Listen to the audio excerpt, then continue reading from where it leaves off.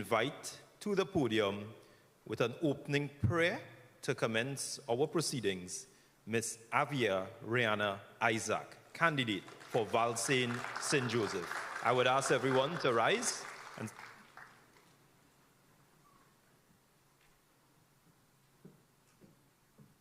Good night, everyone. Let us pray. Merciful Father, we come before you tonight asking you for guidance and protection through tonight's proceedings. May it be fruitful. May we learn. May we ask questions that we want the answers to.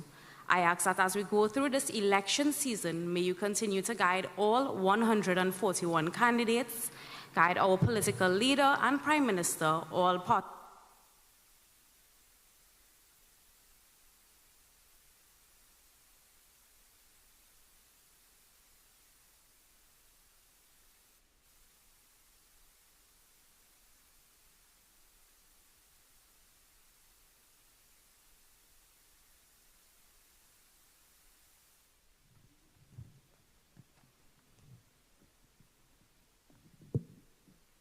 Thank you.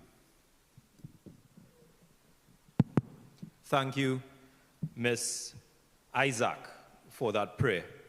Ladies and gentlemen of St. Joseph, La Jolla, my name is Vyash Nandlal, and I will be your moderator this evening as we engage in yet another installment of these conversations with Dr. Rowley. It's really a pleasure to be here in this constituency, St. Joseph, in La Jolla, which also exists in the Tuna-Puna-Piako Regional Corporation. Let me welcome you and thank you all for taking the time to come here to listen to what the Prime Minister, the political leader, Dr. Rowley, has to say, but more importantly, to engage in a conversation, to really partake in the opportunity to ask questions to Dr. Rowley and engage in this conversation.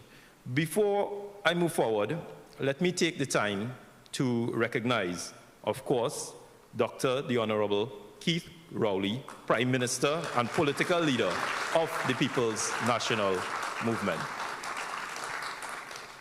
The Honorable Nyan Gatsby Dolly, Minister of Education, MP, and Deputy Political Leader.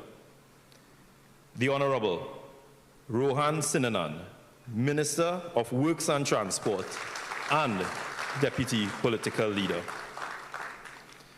The sitting MP for this area, for St. Joseph, the Honorable Terence Dialsing, Member of Parliament for St. Joseph and Minister of Health. Ladies and gentlemen, I must acknowledge the matriarch of our party, the People's National Movement, and special advisor to the political leader, Ms. Joan Yule Williams. We also have chairman of the Tuna-Puna-Piako Regional Corporation, the ever hardworking Kwesi Robinson. I would like to also acknowledge Mr. Douglas Williams, chairman of the St. Joseph constituency. Former councillors, candidates, constituents, party executives as well too who are here, members of the public and supporters, especially those curious members of the public who are here to engage in this conversation and this discussion with Dr. Rowley. Let me welcome you all.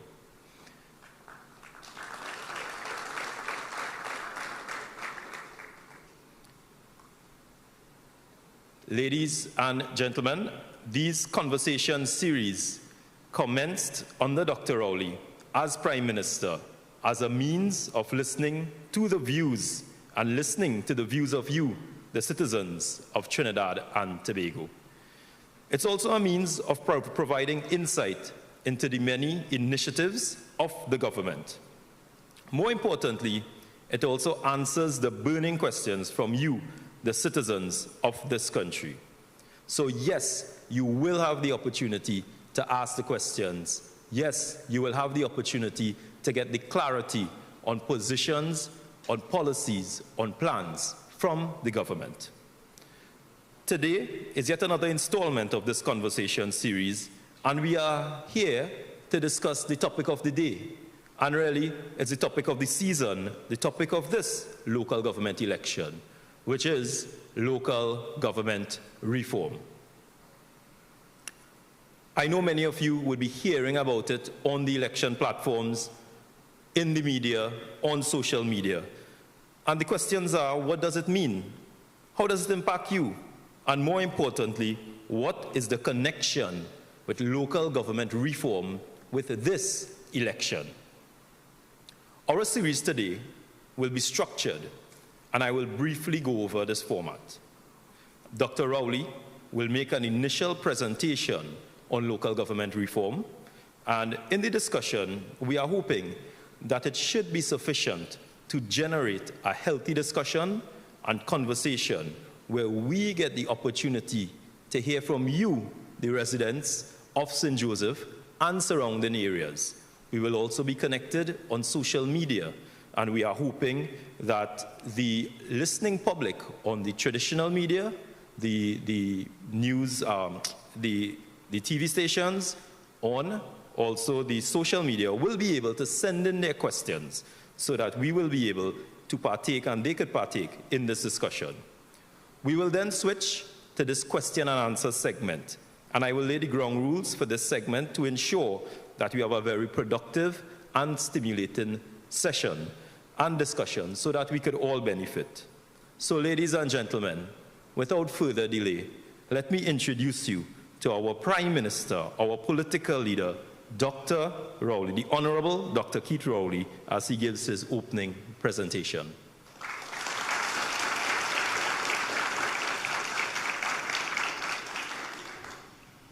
Thank you very much, Viash. And a good night to you all, ladies and gentlemen gathered here, and all those who are following us across the nation on your various platforms. I must thank you all very much for your time and your attention, particularly those of you who have come here to be a part of the conversation where you would be allowed to ask your questions, and to the best of my ability, I will try to answer them, and as I always do, as comprehensively and as honestly as I can. So in a way, this gathering serves a wider national community because there are very many people who would like to have been here, but for one reason or the other, they're not in the room. And they would have liked to have asked some of the very questions that you would be asking. So when you ask your question, you're speaking for the nation. And I trust that I'll be able to assist with that. As head of the government, I could tell you that I'm aware that there's a local government election just over a week away from now. On the 14th of August, we go to the polls. And if you come from Mars or from New York, Trinidad and Tobago, and you tune into what was happening in this campaign, you would believe that it's an election about selecting the government of Trinidad and Tobago. Let me make it abundantly clear. Nothing that happens on August 14th will change the composition of the parliament or the government of Trinidad and Tobago. So that's a fact. Let's put it aside. So all these promises about what will happen, what they will do if you vote for them, and if you vote for them, all these laws that they will change. Local government cannot change one law in this country. So when you're hearing that from some people, start with that. You know they're trying to fool you.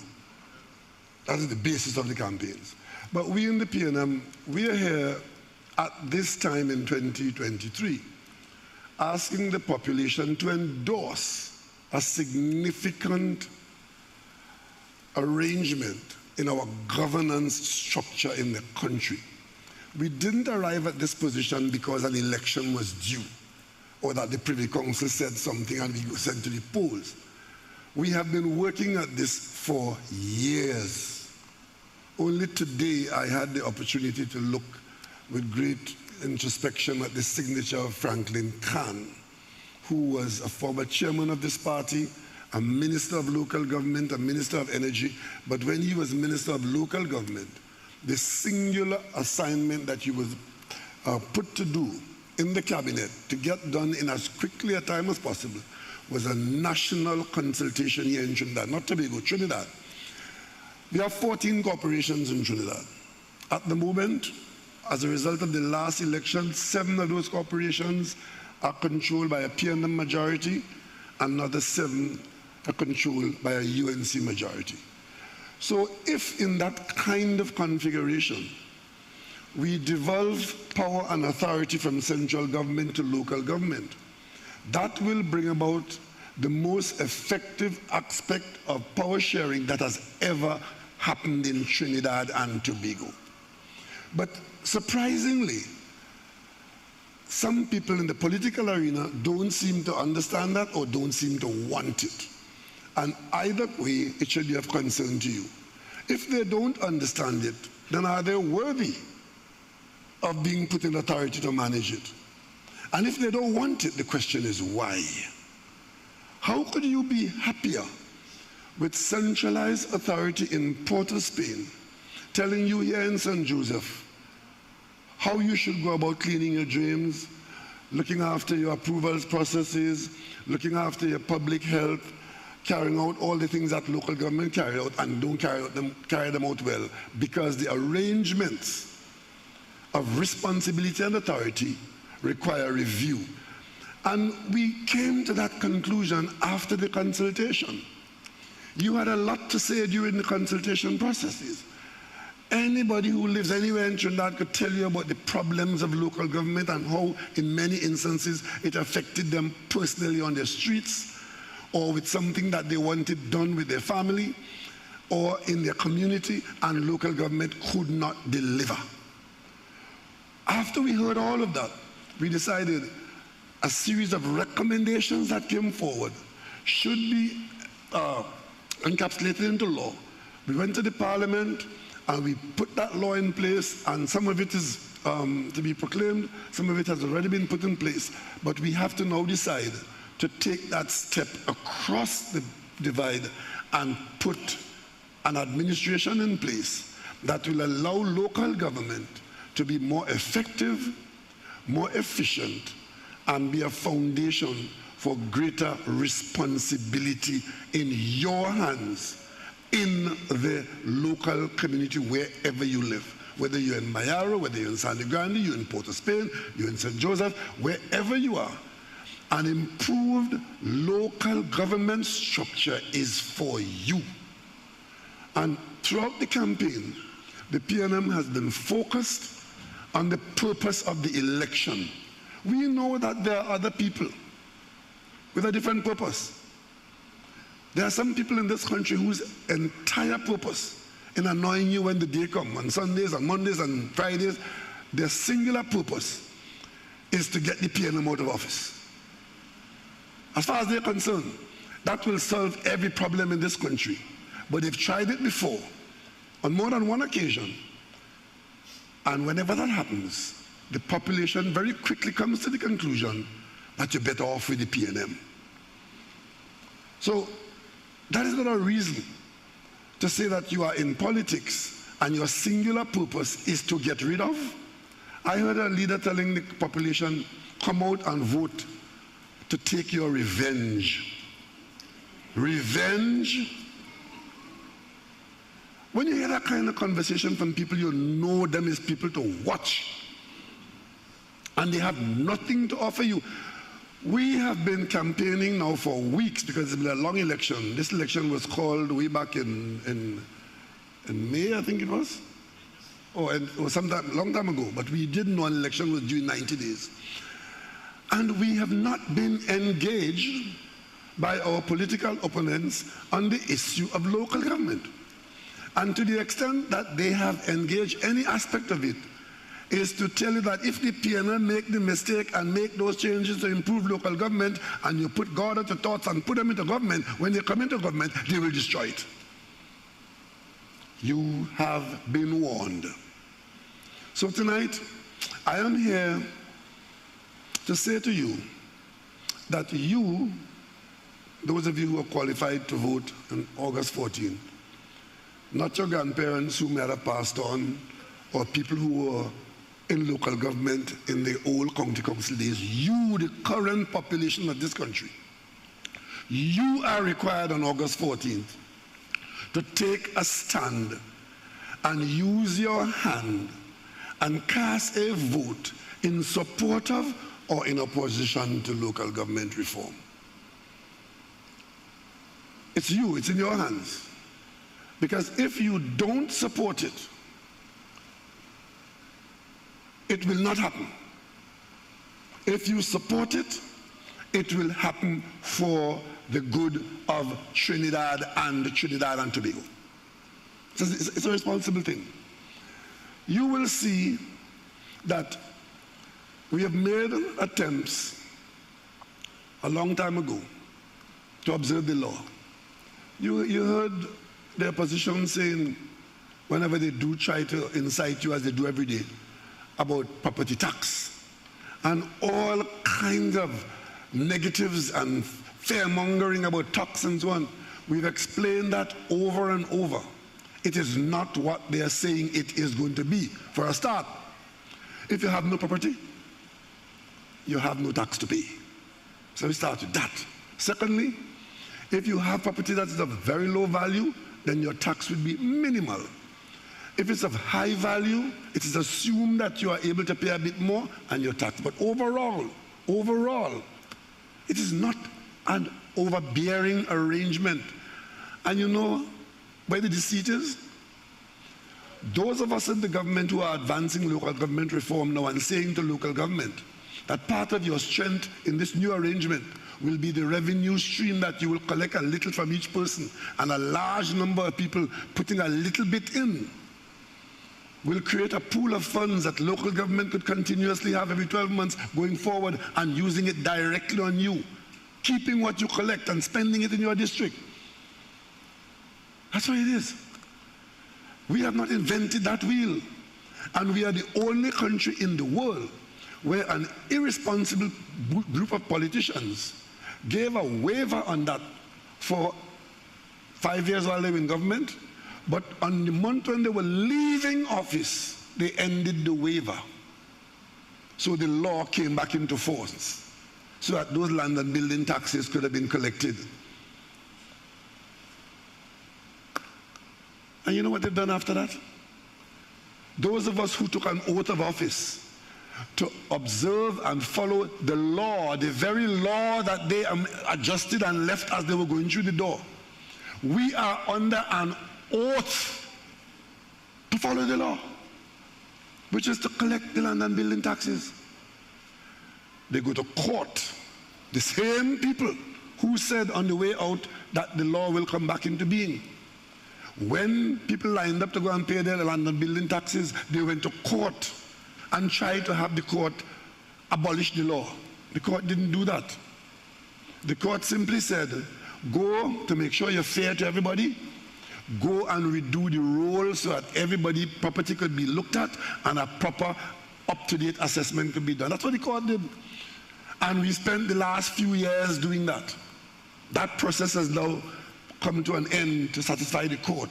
So the law comes into force. Why then are politicians out there taking you for fools, lying to you, trying to give you the impression that is something that is peculiar to this government, that we are going to impose a tax on you, when they know it is the law that they themselves cleared to come into being in 2015. Had they won the election in September 2015, they would have followed the law. But having lost it, they have been on a perpetual lie to the population.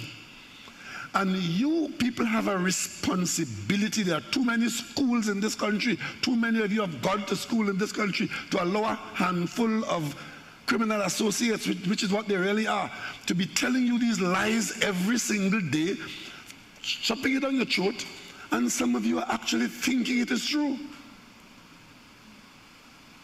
Our politics in this country now is based on a defense of criminal conduct and a copious supply of lies to the population, hoping that you do not find out that you're being lied to. You ask anybody in any of those parties opposed to the PNM whether there's a law in this country that says that your land and building taxes is the law of Trinidad and Tobago. And ask them when was the last time that law was reaffirmed by any government, and they will tell you It was 2015 by the UNC government. And every PNM minister in my cabinet has had to take an oath of office either on the Bible or the Gita or the Quran saying that you will observe the law. Because if we didn't take that oath of office, you all would have been saying, don't allow them to interfere with a ministry of government. That's a requirement of the Constitution. And having done that now, we have every single day to be fighting off and clarifying lies about a simple matter of your contribution in the form of land and building taxes, giving you the impression it's something poisonous. Half of them talking, own property abroad. And come January morning, they're first in line to pay it. I own property in Tobago. I inherited since I was 17 years old. My grandfather bequeathed to me, allowed me to have his property when I was 17 years old. And I've been paying that tax until the UNC came in and played politics with it. $1.44. I paid that for 30 odd years on a piece of land. And I always knew that as a citizen, I had a responsibility to pay that $1.44. And if I didn't pay it, I could lose that property because proceedings could be taken against me for having not paid the tax. So I, as a responsible citizen, always paid that tax. When I eventually built a house on the land, then the tax became different because the property has a different value. Today, that is a big thing in Trinidad and Tobago, led by a former prime minister who should know better. The people who should know better are leading the masses astray with lies. This is the era of lies. And since tax is a bad medicine and we don't have enough, invent one. Invent one called the inheritance tax for the local government election. Lie about it and then campaign against it. Every day you take up the newspaper, you see an advertisement in there asking you, the people. Some of you have degrees, some of you have master's degrees, some of you have secondary education, asking you, the sensible people, to vote against inheritance tax, which is a figment of the lying imagination of our political opponents. There's no such thing in this country. But again, you have to ask yourself, what kind of people, what kind of campaign is this, where the substance of the issues that they want to put before you are lies? That should tell you something about them. Local government campaign, devolution of authority from central government, they want no part of that. Won't engage it because they can't. You know why they can't? Because as we went through the parliament, as we worked it through the parliament, they took no positive position. When the law was passed, as Prime Minister of this country, I invited all local government leaders, not PNM leaders, all, to come to a colloquium where the minister and the government could clarify the changes that we intend to make and how we intend to make them and at what rate and so on. In other words, how will we operationalize this thing? And you know what happened? The opposition leader instructed those people from the 7 corporations that they have not to attend. One man attended and he became a pariah and was virtually thrown out. So you understand where they stand with it. And then after they have the gall to be asking, they don't know this and they're concerned about that and they want to know this and they want to know. You refuse to come to the briefing where the information that you claim that you have to have would be available to you, not just to you, but the local government practitioners. That was an event for 7 PNM corporations and 7 UNC corporations to come forward and understand how the government intends to go forward operationalizing the law. You choose not to take part. You make a big political stink about it in your party and tell them, do not attend.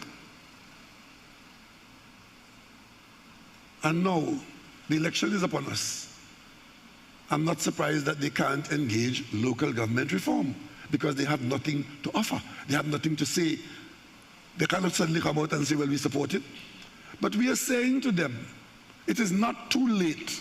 You still have 1 week to go.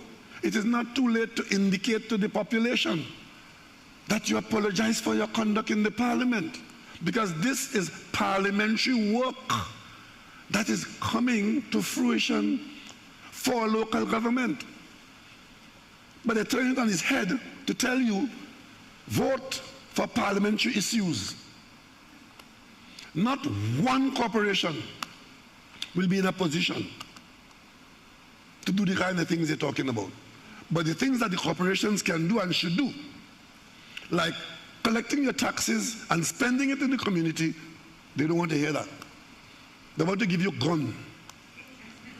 I want to know which corporation is handing out these guns.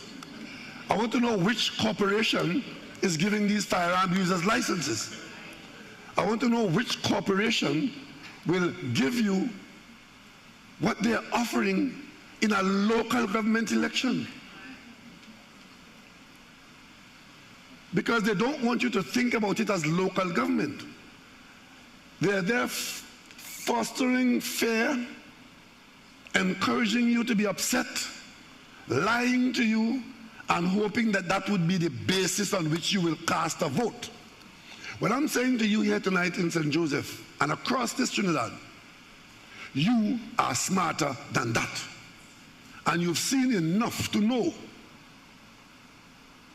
who is serious and responsible and who is just after office, even if it involves them sucking an abscess with a straw.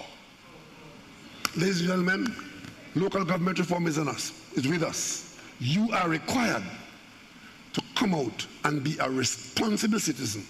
If you've never voted responsibly before, if you've never voted before, if you've never voted for the PNM before, this is an important enough initiative that warrants your support, and take your time and come out on August 14 and take a stand for local government, or if you feel that is not worthy, indicate that you don't want to support it. But I'm sure that the vast majority of citizens will see the benefits to be had by an improved local government operation in Trinidad. Thank you. Thank you, Dr. Rowley.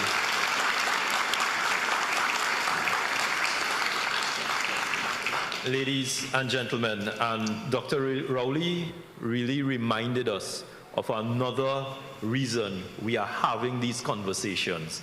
It is that it gives you the opportunity to clear up the misinformation and the fake news and the false information that circulates around there. So citizens, members of the audience, members on social media, you will have the opportunity, if there are any issues that's confusing you, any issues that you need clarity on, and you need Dr. Rowley, and we also have members of the Cabinet of Trinidad and Tobago, and I know Dr. Rowley often calls upon them to answer some of these questions. I would like to acknowledge in the crowd, before we move forward, the Honorable Minister Foster Cummings, Minister of Youth Development, National Service, and also the Member of Parliament for La Hoqueta Talparo.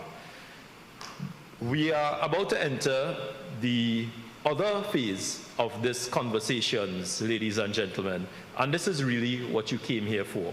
It is to interact with Dr. Rowley. It is to ask your questions.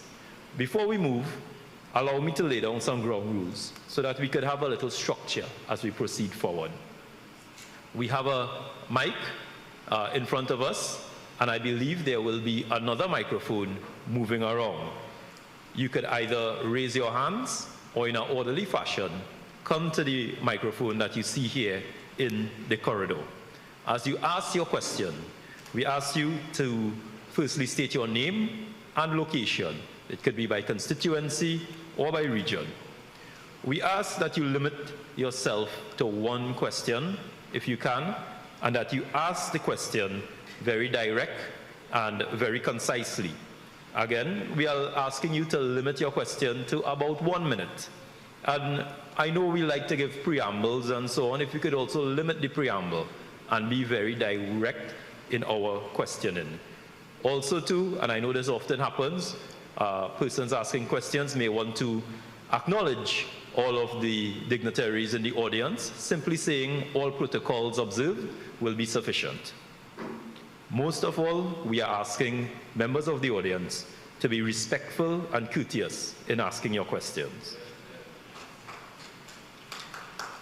If I must intervene as the moderator, I will do so just to limit and get things back on track if I find we are deviating. Of course, there are many burning issues, and Dr. Rowley would have touched on some key issues related to local government reform, but also issues related to this election and issues that the government is currently dealing with. As much as we may want to keep it broad, we are asking that we keep the questions limited to local government reform, local government election issues, and also Dr. Rowley would have given a very interesting discourse, which I know will stimulate your minds and generate some intelligent questions. So with that being said, ladies and gentlemen, we would like to commence and open the floor for questions to the Prime Minister. Again, we have a mic there, which is orderly, and then there's a roving mic that, that will come if you just raise your hands as well. Okay, I see we have a question here at the front. Good night, Honorable Prime Minister. All protocols observed. Dr. Rowley, I would like you to share with us... Sorry, I'm sorry. Name and location, Sorry, please. my name is Marcia Chanpak, and I am from the constituency of St. Joseph. Thank you. I would like you to share with us a bit more on local government reform. That's part one. And the second part of my question will be, when will the corporations and the districts start to see the benefits of local government reform? Thank you. Okay, let me answer the first part, second part first. As soon as we make the first change, whatever that change is, you will begin to see the benefits. For example, the corporations, I'm not sure which is the first thing the corporation will do, but let me just pick one aspect of it. The whole question of employment creation in the corporation. If the corporation is to function efficiently, as we expect it would under the new administrative arrangement, it will have to have certain skills attached to the organizational structure of the corporation. And you will see the corporations taking on those kinds of skills to be able to provide you with the services that those skills will bring. If the corporation is going to be collecting and treating with the local taxes and keeping it to spend it, you will see improvements in audit and, of course, in contracting, especially in the context of the new arrangements of the procurement legislation, which is now fully proclaimed. So if the corporation is in charge of its contracting services, hiring small business, local contractors, contractors for cleansing and so on, you will see that providing opportunities in your district. So which of these, whatever the corporation begins to do which is not doing now or doing better than it's doing now, as long as we operationalize the new arrangements, you will begin to see those benefits right then and there. You wouldn't see all the benefits at once, of course, because some of them would be immediate, some would require the fluctuation of time for certain things to begin to impact on the operations. So all the recommendations and all the changes that we're making are changes that will bring about improvement. So whichever one comes first, that will be your component of improvement. And the other question you had asked? Yeah, on exactly, a little more on local government reform. Well, yeah, the local government reform is going to look at what exists now, which is what the consultations were about. identify them all. And I don't want to go into all the various nitpicking things that local government does, but I'm sure all of you are familiar with your local government responsibilities. The fact that you look to your MP to get things done as against looking to your councillor, you know what the councillors are not getting done. So sometimes you go straight to your MP and ask your MP to get the council to do it, right? But it has to do with quality of life issues in the neighborhoods, right? It has to, some corporations, you have markets to look after, you have health facilities to look after, you have drainage, you have roads, you have all the things that you look at and use in your district. And we are saying now we can add more responsibilities to those things if you have better management systems in place. So in short, improved management of the workload. And the second thing is an identification of who is really in charge. The new arrangements will give the elected executive councils clearer direction and responsibilities, so you don't have this perennial problem of the council wanting to do something, but the public service through the CEO is doing something else, and the council becomes a eunuch. The new arrangements improve the strength of the executive body to be in charge, and then you, the voter, freed of that complexity and that duplicity of action where you're not sure if it's the CEO running the place or if it's the chairman, and they have these committees that manage things, but they have to wait on the whims and fancies of the CEO, and that you know the stories. But the new arrangements strengthen the executive authority of the people that you will elect, and that is why it is so important that you elect good people who are accountable to good organization. Right? So that's basically what it's about. Improve management, increase resources, increase responsibilities, and hopefully all of that coming together in a structured way, arising out of the recommendations of consultation that we've had, that you now have an improved quality of life in your district. Thank you, Dr. Rowley. I have another question here in front. Sir, you could go up and speak in the mic. Hi, good night. Good night, Mr. Prime Minister. All protocols observed. Member of St. Joseph, Karen Raymond is my name. Mr. Prime Minister, question here for you. Would this stand your ground argument put forward by opposition leader really address the issue of home invasions? Well, I don't want to spend our night talking too much about our political opponents, but I must draw to your attention that what is happening in Trinidad and Tobago is copycatting of the worst kind of what is happening in America. Sanya Grong didn't just come up like that. It's being copied from the United States. And interestingly enough, offering it in a local government election is part of the nonsense, because no local government body could pass any law, stand your ground or stand your what. It is not a local government issue. That is a matter for the parliament. And to clarify it for you, stand your ground is something that gives a firearm user, a licensed firearm user, that is, we're not talking about illegal firearms, we're talking about licensed firearm user, a clearance to act without proportionality. So yes, we require people to be able to defend themselves. Nobody in this country is arguing against that. You require and you must be able to defend yourself against somebody or persons who come at you and threaten you in your home or even on the street or wherever it might be.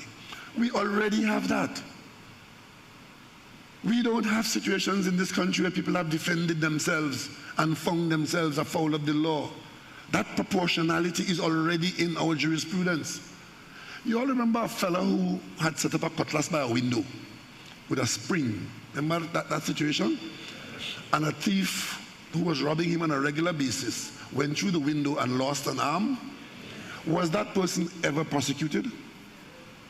The answer is no. Even though the law, in its pure sense, said that you're not supposed to set up man traps like that.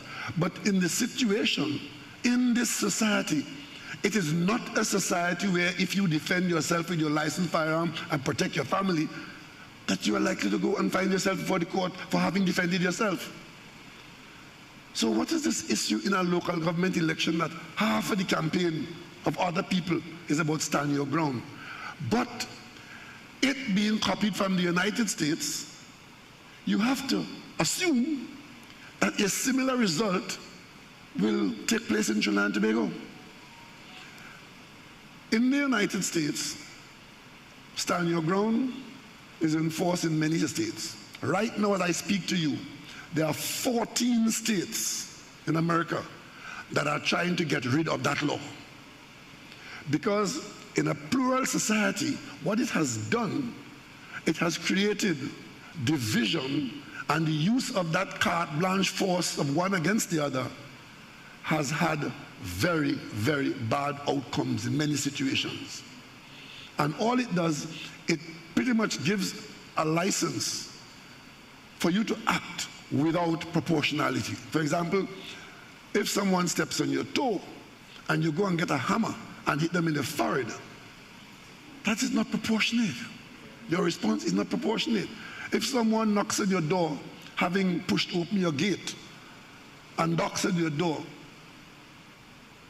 and you shoot them, that is not proportional. And you've seen, many of you look at American television, you see it happening, you see the problems it causes. We have a system here where home invasion was a problem. We saw when it started. It was nothing that happened all the time. It started to happen. And I could tell you the first time it came to my attention. It was an incident in Mova, where a handful of these criminal young people went into a man's house, an old man, put the man in the back room, right, to live while they took over the man's house. That was my first example that I knew of in Trinidad of a home invasion. And then as the crime spread, as you see, sometimes it becomes fashionable to do certain things.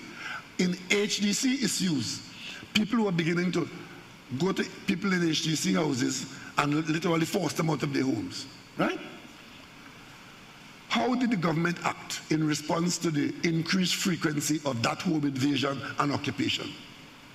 In 2019, we went to Parliament and we passed Act 5 of 2019 with a penalty.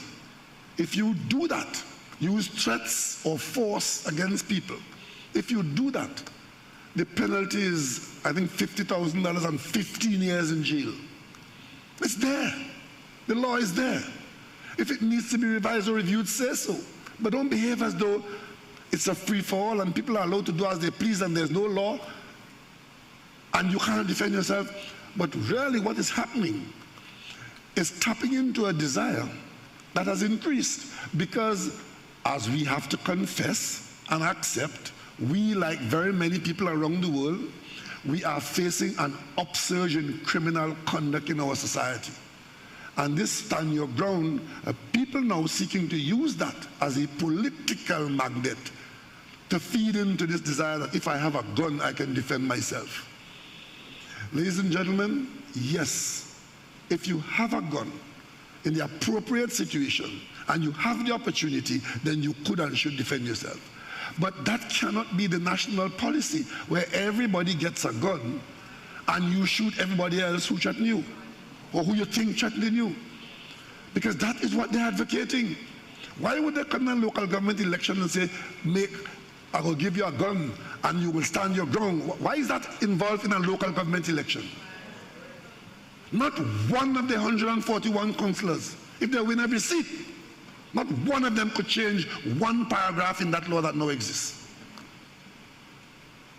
So it's all Nancy story, led by people who believe that they could deceive you and get you to act on their foolishness. I am not saying that we could not look at a law, revise it, review it, but this pretense that there is no law to allow you to defend yourself, not in Trinidad and Tobago. And this pretense that you can't get a firearm in Trinidad and Tobago and they will give it to you. We have a system where we do not set about to militarize our society.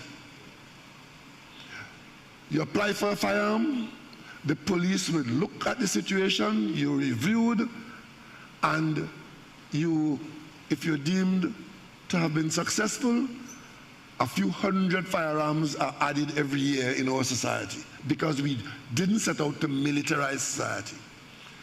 A handful of people in the police service decided that it was good business to have as many guns sold in this country in an environment where there is fear being encouraged and fear being seen to be required, because the criminal element had started to explode itself on the country.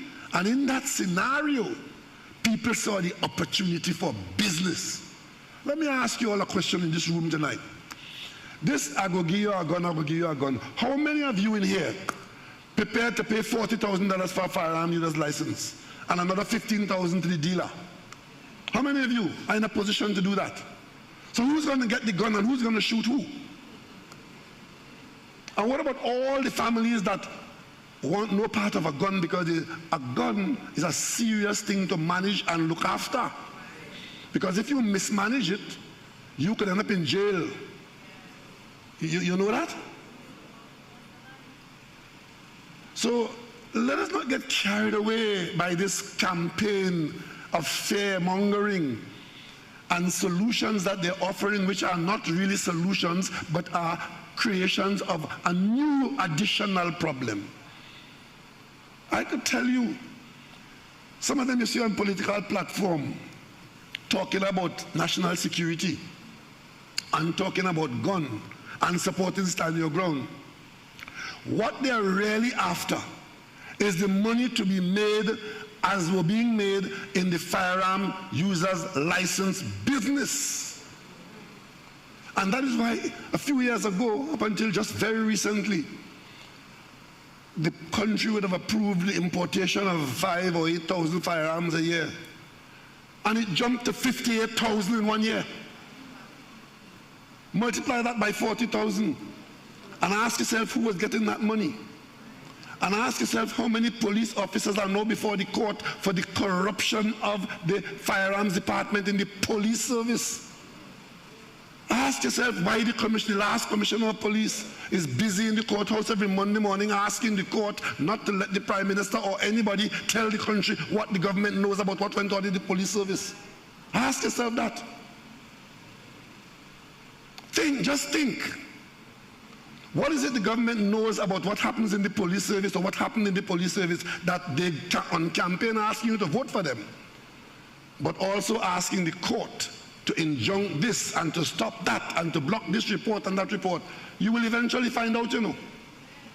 You will eventually find out. But after the 14th of August. That's what it's all about. So, Stand Your Ground is legislation that puts one group against what they believe is another group that is causing them to be fearful. Okay? And it has no place in Trinidad and Tobago. This society is a very fractious society. We have divisions that could be easily exploited.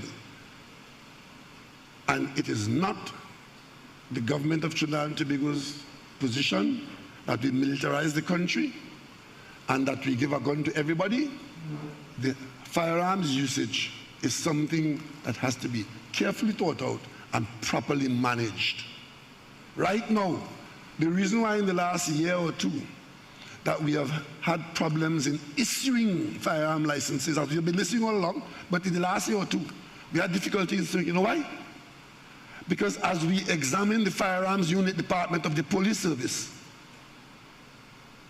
at one point we had to shut it down and stop and take stock. As I speak to you now, just take this in mind. through the police service that many call themselves expert in, permits have been issued for millions of rounds of ammunition in this country, which cannot be properly accounted for. The same people who are making gun and gun license and bullet and what do you call it? Matic, yeah, all of them so. The same people who are making that their interest in the local government election have no interest in what I just told you. That's what I tell you. Millions of rounds of ammunition that cannot be properly accounted for. And I'm talking here not about the legal arrangements, you know. That's separate and apart. I'm talking through the legal system. And of course, the very said people in the parliament, where the parliamentarians, where the government is in the majority and they are in a strong minority, the parliamentarians are to take action in doing certain things to suppress the criminal element. Ask yourself when you see them on platform and hear them talking loudly, what was your position in the parliament on passing legislation to control the criminal element? On every occasion, is the rights of the criminals that they support. No to everything. On one occasion, the biggest problem in the country today with crime and criminality and guns and association is gang activity. Criminal action by gangs and action by gangs against gangs, revenge killings and management of turf and so on. That is the bulk of the crime in this country, the violent crime. So we come to the parliament with an anti-gang bill to pass into an anti-gang law. When they were in government, we supported it as an opposition. But it had a sunset clause that it would not stay in power for all times. It has to come back to the parliament to be refreshed and to be reauthorized the minute they come out of office. And we bring the anti-gang legislation back to parliament. They said no, on the grounds that it is not working. So while anti-gang legislation is not working, so they can't vote against it, they want to give everybody a gun. And of course, when they did not vote for the law, and you, the people, cried out against their behavior, what happened? When they saw the reaction of the population for their irresponsible conduct, they then said, bring it back to the parliament and we'll vote for it. Amend the standing orders in the parliament, adjourn the standing orders, and bring it back immediately. And of course, since they had a change of heart, we went back to the parliament with it. You all forget that? We went back to the parliament with the bill that they didn't vote for a few weeks before. And they still wouldn't vote for it as it was drafted. They took out, we're not voting for that. They weakened the law, and we took what we could get from them. They eventually voted for something after they weakened it. Who benefited from that? Let me ask you a question. Who benefited from that kind of behavior?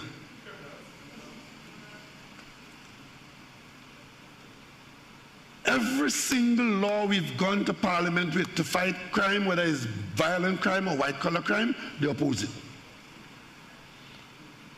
A simple law like collecting taxes and regulating gambling, a law which they brought to the parliament. Their own bill to regulate gambling. Because they lost office, they refused to support it. We had to amend it in a way that it could be passed with our majority, because they didn't want a stronger law using their majority. These are the same people who today tell you that they are for the society and they will give you all these things they offer you, when in fact when they had an opportunity to vote to suppress the criminal element, they voted against it. You know how much trouble we had in the parliament to get them to not block child marriage? They were so against the bill, they brought 2 experts on child marriage in the parliament to talk in favor of keeping it. These are the people who are the alternative to the PNM. They have a record. They have a record. You know what the latest parliamentarians in the parliament today, you know what the latest success is? Getting bail for murderers. In this scenario, that is their priority. Murderers can now get bail in Trinidad and Tobago because it's their right. The law permits it. They're advocating it. It's out there. Are you any better off with more murderers outside or inside? We came to prevent criminals in the prison being able to communicate with people outside because they're running their criminal empire from inside the prison. You hear them saying, oh, we brought jammers and grabbers, and where are the jammers and grabbers? Anybody who know anything but anything? Any 3G object in the era of 5G, you can't jam that with no.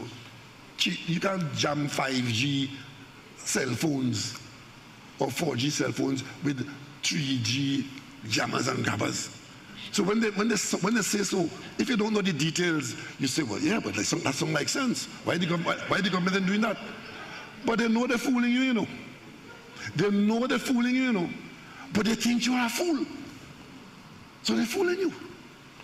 Currently, I could tell you, this current government, in order to shut down the prison contact with outside, we are spending significant sums of money using external expertise to bring the prison as a cell phone dead zone. That's what we're doing now. Not trying to fool you with foolishness, but taking the action to bring about the outcome that could contribute to a suppression of the criminal element. But them, in touch with the prisoners in the prison, people in the prison picking candidates for them, you know.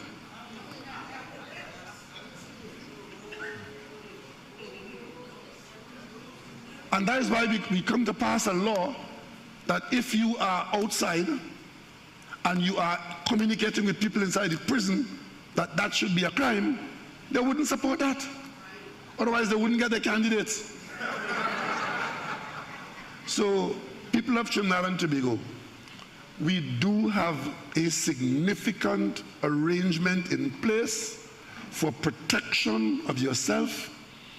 If you have a firearm or whatever you use to protect yourself, if you find yourself in that difficulty, God forbid. Stand your ground is not a contribution to that. It is a creation of an environment of free for all, shoot first and ask questions after. And I do not believe that is what this society is asking for as its response to the crime wave that we are facing. Thank you, Mr. Prime Minister. Thank you, Dr. Rowley, for bringing some much needed clarity to an issue that has been dominating the national conversation recently. Before we move forward, I would just like to announce that for anyone parked right across there, the Muslim school compound, that the gate is about to close. I have PDJ 9287, TDC 3111. All right, so you could go ahead and move your vehicle. Questions? I see a hand up there. Yes, yes, ma'am. Yes. You could come to the mic across there.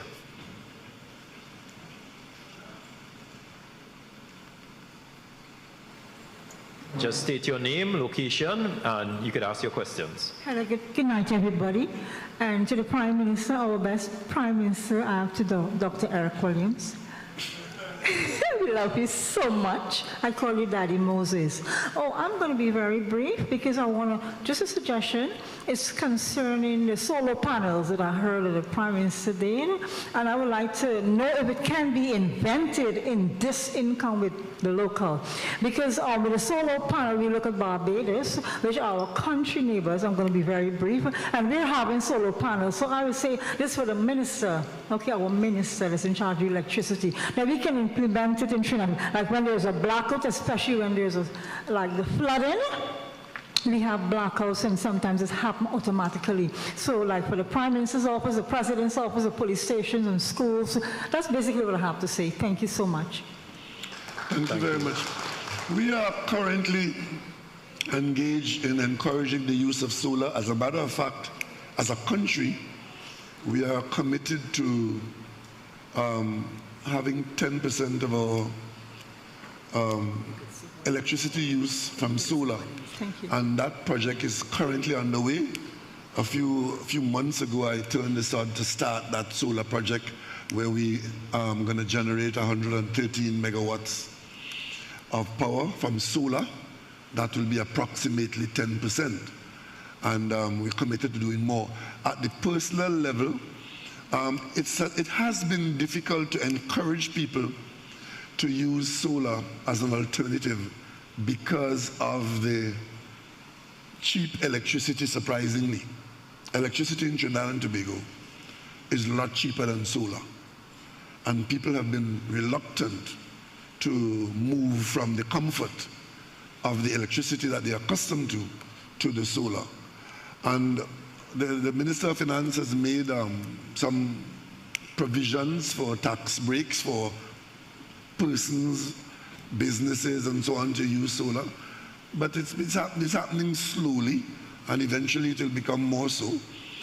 And at the home level, many people are still at the stage of thinking about it. And we have one more thing to do, which is to pass a regulation to allow TNTech to accept from person or agencies surplus power that they may generate from their own solar systems. So once that is finished, then we have comprehensively covered the circle, because if you go and you're generating power, spending a lot of money, generating power, there'll be times when you may not need the power that you generate, and you would want to know that you could sell it to the grid. And if the grid gets that kind of power, it reduces the amount of gas that is burned to generate power. So we are actually on it, and it's happening a little slower than we anticipated. It took a while to get it off the ground, but we are on it at the moment. We are now, construction is underway right now of that 113 megawatt production system from solar power. And we are even looking at wind power in a pilot project as well. Thank you, Dr. Rowley. I see we have a question here again. You could just come to the mic, sir. Name and location. A blessed night, Prime Minister. All protocols observed.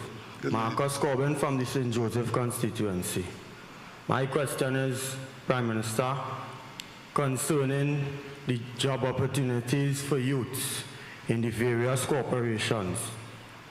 What will be to sort it out? Okay, well, if the corporations become what we anticipate they will become when we make this dramatic improvement, it would mean that there will be opportunities for good jobs. Currently, the corporation provides employment for people, many of whom can't identify their contributions in the corporation. But the improved management, let's start with that. The improved management would see that those who work for the corporation contribute to the corporation's well-being, which would be down to the benefit of people who live in those corporations. And because we would set about to do the service better, it will require additional and improved skill levels. And therefore, what we are seeing is corporations with a workforce that gets good job satisfaction and do an output commensurate with what they are required to get, and also the responsibilities that they are associated with. So you would see that as a fillip to employment creation, right? So there will be improved opportunities, especially for persons who are directly involved in certain kinds of skills.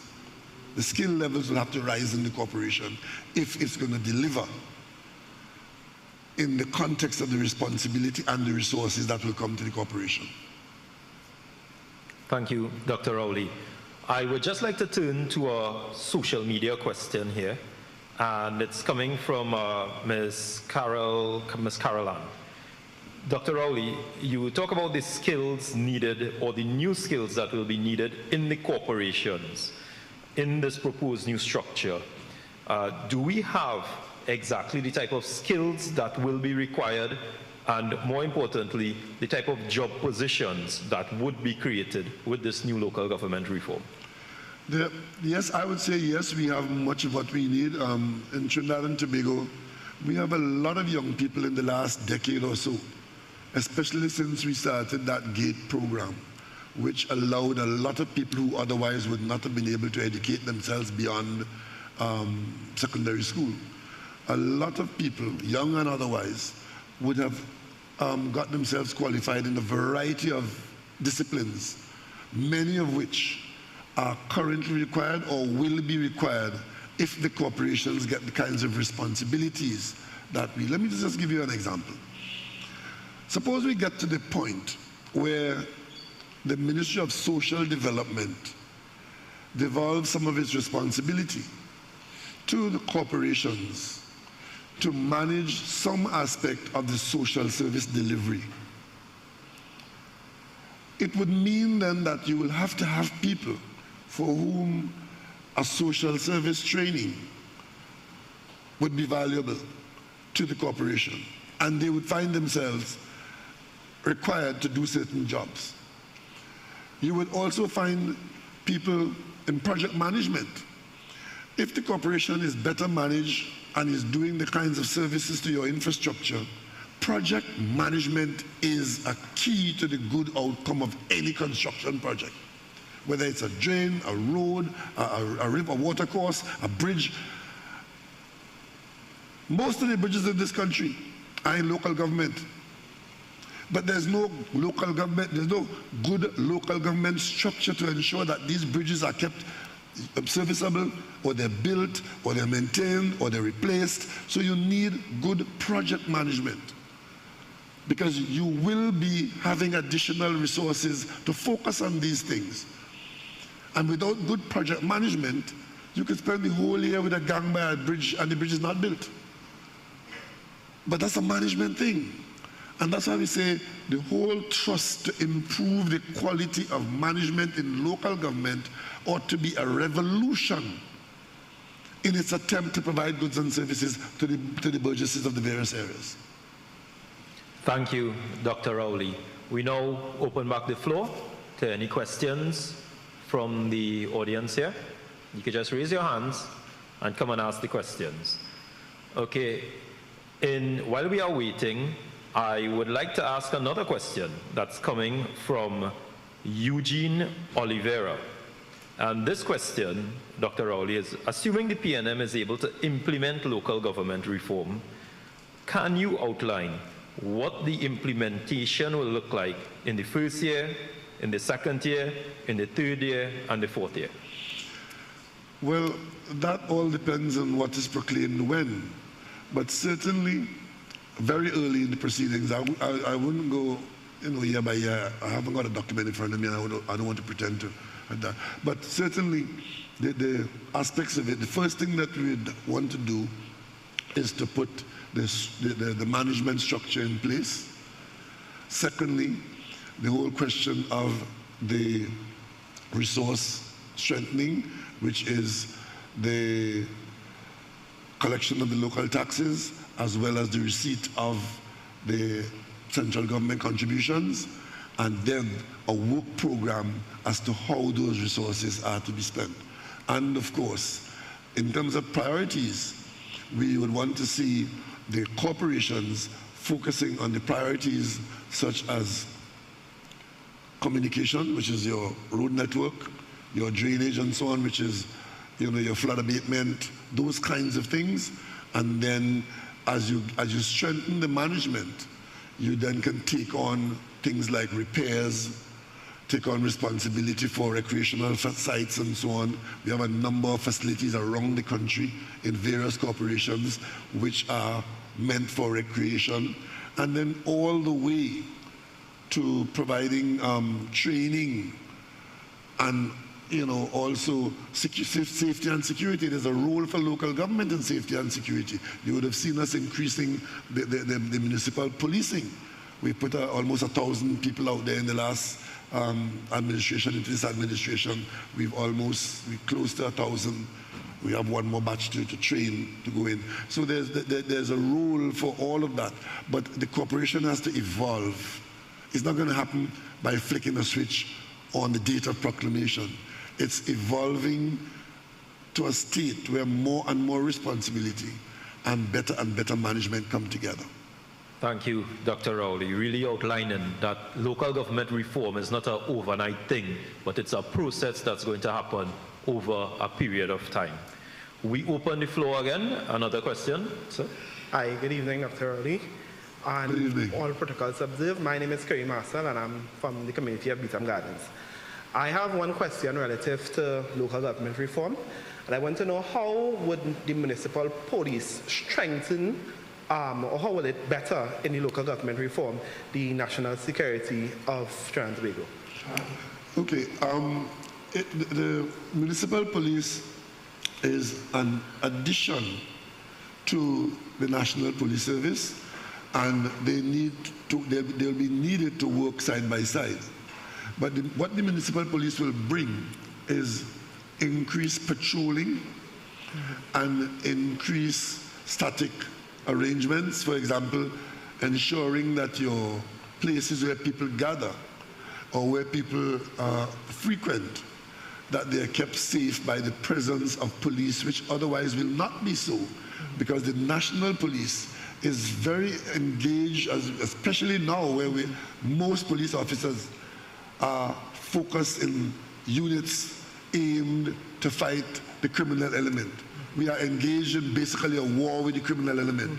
As a result of that, a lot of the police resources in the normal police service is engaged in that fight. And what suffers is the simple thing like community policing and patrolling. And because they are local, they are then supposed to know the people in the districts. Yeah. And then when you get to a point of knowing your people in your district, you are in a much better situation to determine who is doing what, where the law breaking is taking place. And therefore they will assist the national police. So that's what it's all about. Yeah. Right? We have approximately, the last time I saw the figure, it was about almost 8,000 police officers to patrol the country. That sounds like a lot, eh? But when you bear in mind, at any given point in time, those 8,000 officers are not on the job. Some are on sick leave. Some are on vacation. Some are doing court matters. Some are doing guard and emergency. So by the time you look at the number of police officers who are actually out there keeping an eye on the miscreant crowd, those who will harm us, it is a fraction of that 8,000. And therefore, the municipal police with the responsibility for this specific community would make a contribution in safety and security. Yeah. Thank you. Thank you, Dr. Rowley. I open the floor again for any other questions that we may have. I see a question there, sir. Again, name and location.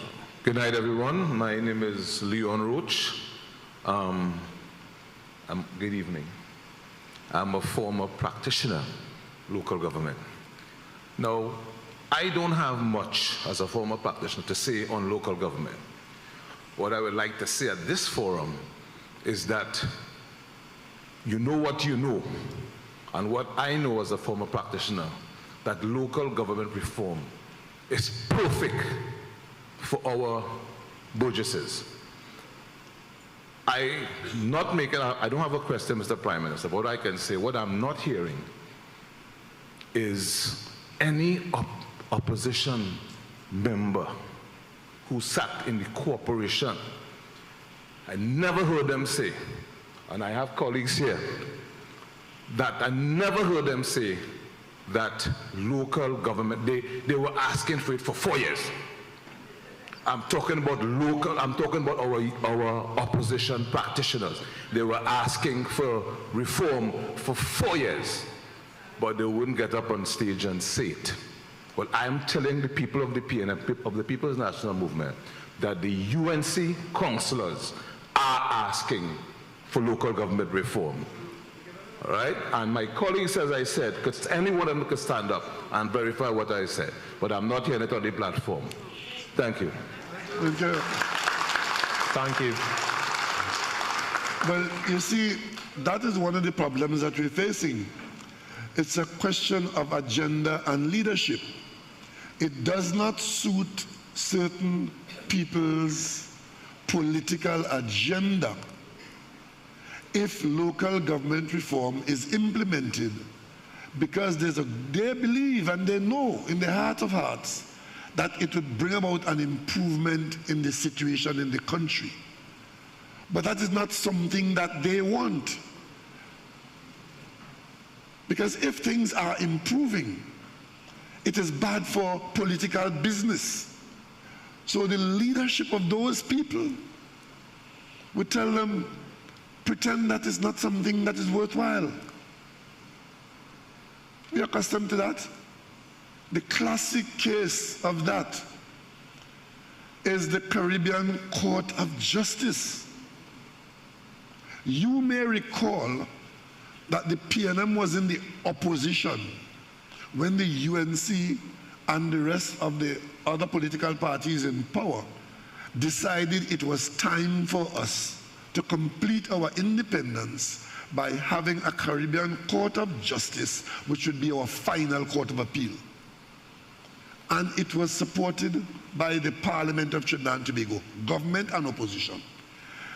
To bring that about, the government of Trinidad and Tobago had to put into a pool of money a large sum of money to be there so that those judges who will become judges of the Caribbean Court of Justice will be insulated from the treasuries and the politics and the governments of the region, because their money is put there so they can independently be paid and serviced.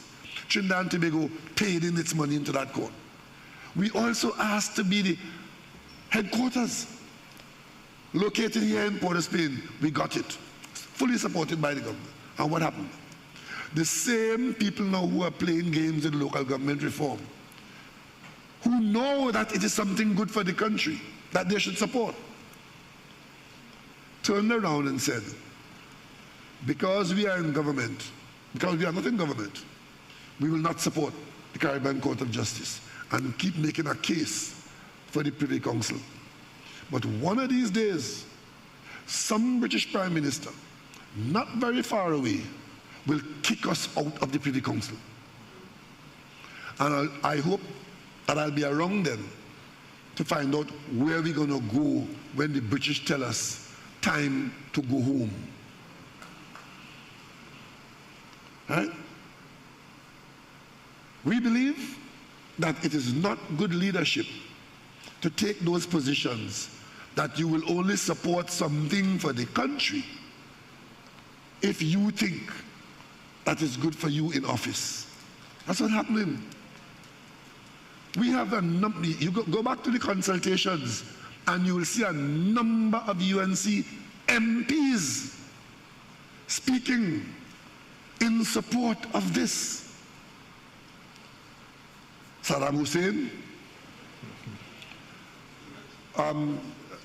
Sujan Bachchan, the chairman from Kuva Tabakit. No, not him. Well, him, yes. But there was one from Siparia, the chairman from Siparia, who's a UNC person.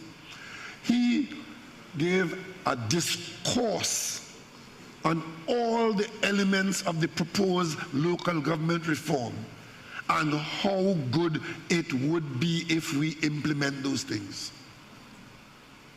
That is what the PNM is about, and we are disregarding the misleading of political opportunists who believe that if you put country before party, you should go to hell. We believe if you put country before party, it would be heavenly.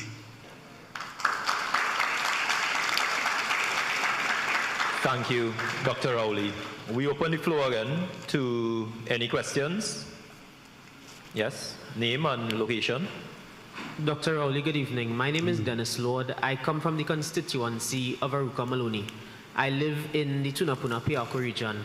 My question is twofold. One, primarily, are there any mechanisms contemplated for implementation as it relates to the proportionality of resource allocation as we go into local government reform? We're talking about a region like Tunapuna-Piako having about 275,000 people, whereas the average borough might have between 60 or 70,000 people. Of course, this region will require more. Does the reform contemplate a metric for the reapportioning of resources for those places that need more than those that need less? Well, yes, the Ministry of Finance will take that into account, but bear in mind that because we are talking about a larger number of people making that contribution in the London building taxes, you too will start out with a larger amount of money than a small corporation. Tunapuna-Piako will collect more money than Mayaro, right? But you will also be required to spend more money, much more than Mayaro, and that's where the Ministry of Finance will come in. I've heard it said that, well, once you collect from local London building taxes, the Ministry of Finance will not give you any more money, and it's the same money that you'll be getting. That is the kind of nonsense that is being spoken. We are talking about increasing the allocations, first of what you collect, and secondly what you get from the central government. But the most important thing is that you will have an aspect of a revenue stream which you control in the corporations, very much like the Tobago House of Assembly. So you have to just, I don't want to say close your ear to, because you can't do that. You have to discern the fact from the mischief. Unfortunately, in the discussion on local government reform, a lot of mischief has been put into the ether. So many people are being encouraged to believe that there are problems where no problems really exist. Thank you, Dr. Rowley. I want to switch to an online question as well, too, that is somewhat related. The question is, I pay my taxes, yet I feel like I am not getting my money's worth in local government. How will this reform change that? Well, management.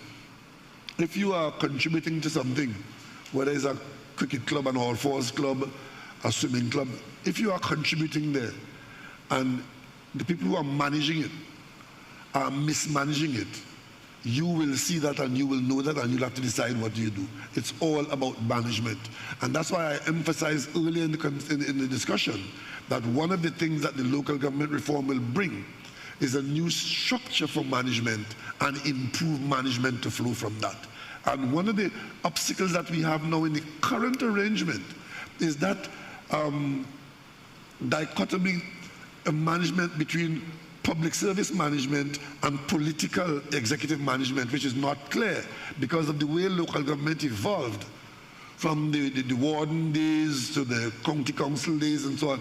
And as we went along, that evolution did not clarify and improve and strengthen local government. In fact, it weakened it, because authority used to lie very heavily with the warden, and then the early county councils actually were very effective. But as we became more and more centralized in the modern era, local government was weakened at the same time that the demands on local government has increased. There are more streets to be paved, there are more drains to be fixed, there are more people wanting service, and you have had a weakened arrangement. What we are doing now is looking at it and saying, let us strengthen local government to be able to provide what is expected by the general burgesses. Thank you, Dr. Rowley. I open the floor again for any questions that we would have from any member. Yes? You could please state your name and location. Good night, everyone. All protocols observed. My name is Alaris Joseph, and I am from the constituency of St. Joseph. My question, Prime Minister, is given that every day someone dies, whether by medical means or crime, how does local government reform assist to expand or improve the state's cemeteries and cremation sites? Well, from day one, the cemeteries were part of local government responsibility. And that will remain so. And in many of the corporations, I think I'm right in saying that because from what little I know, space to bury the dead is at a premium. We may need to have new cemeteries, and we also certainly need to take better care of our cemeteries. Now, there's something that annoys me no end is to see an untidy cemetery. Because I just feel that people who can't take care of the dead with reverence are not doing what they should. And I hate to pass a cemetery and see it overgrown and and have to wait until All Saints and All Souls to go and clean the cemetery, because I know what is going on there. I know that there are people on the payroll who has the job to clean those cemeteries. But because of the poor management that exists in the corporation, some of these people are not doing their jobs. Management is falling down on the job, and the cemeteries that we have are not properly maintained, especially the ones in some of the non-urban areas. And even in the urban areas, we have that difficulty. So improved management of corporation business will improve on that.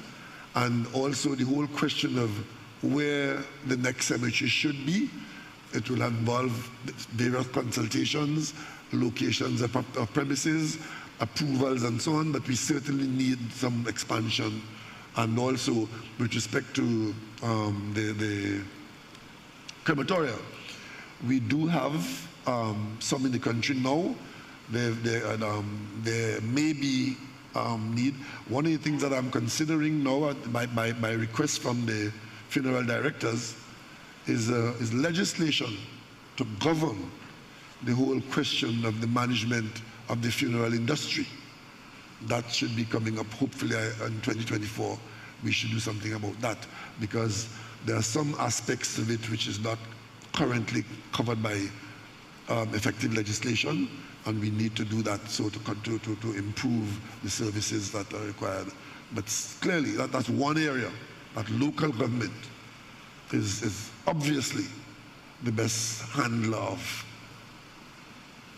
Thank you, Dr. Rowley. I have an online question here that is a bit off topic, but still a national issue. It's from Edson Skinner. Dr. Rowley, what is going on with the Dragon deal? And if it happens, how would it impact the people of Trinidad and Tobago? Well, we are very far from local government there, right?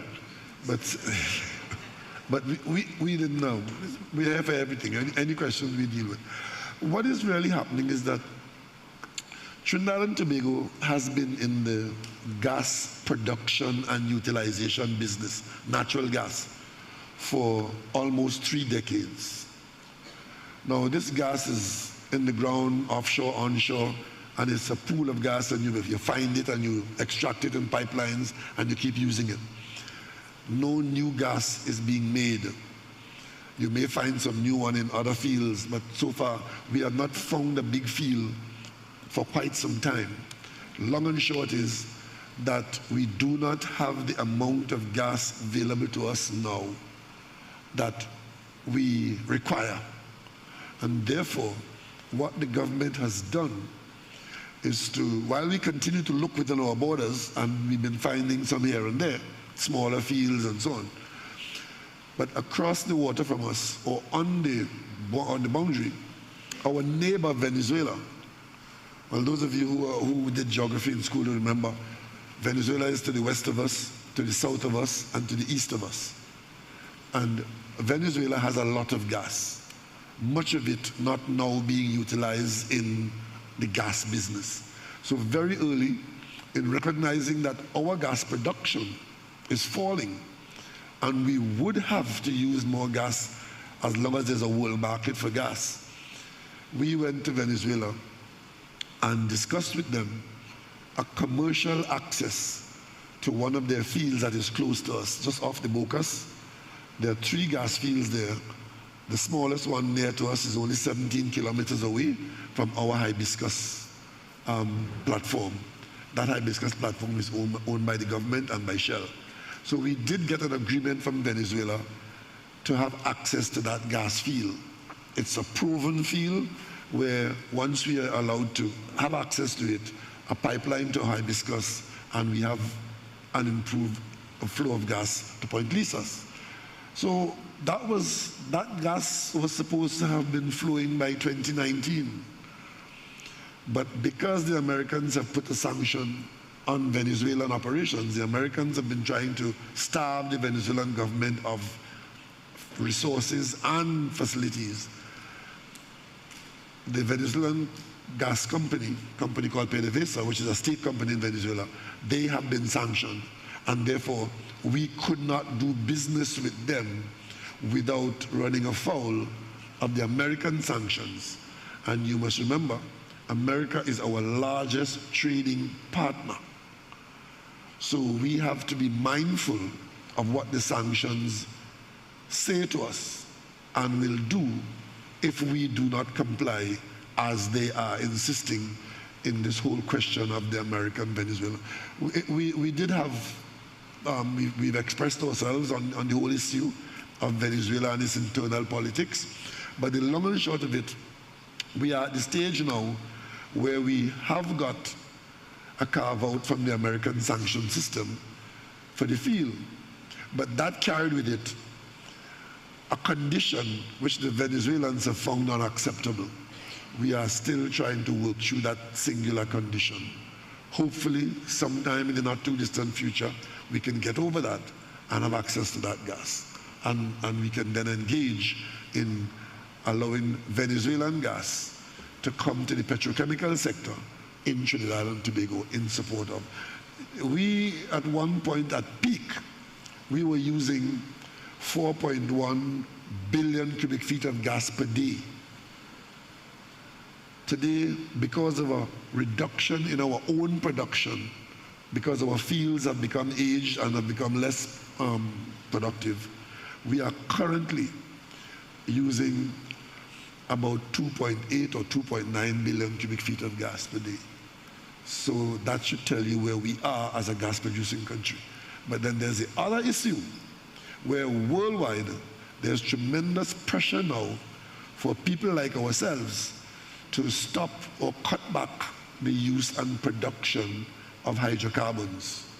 That conversation is taking place. Some action is taking place. We are still saying that while there is an international market for gas and oil, we will produce and sell.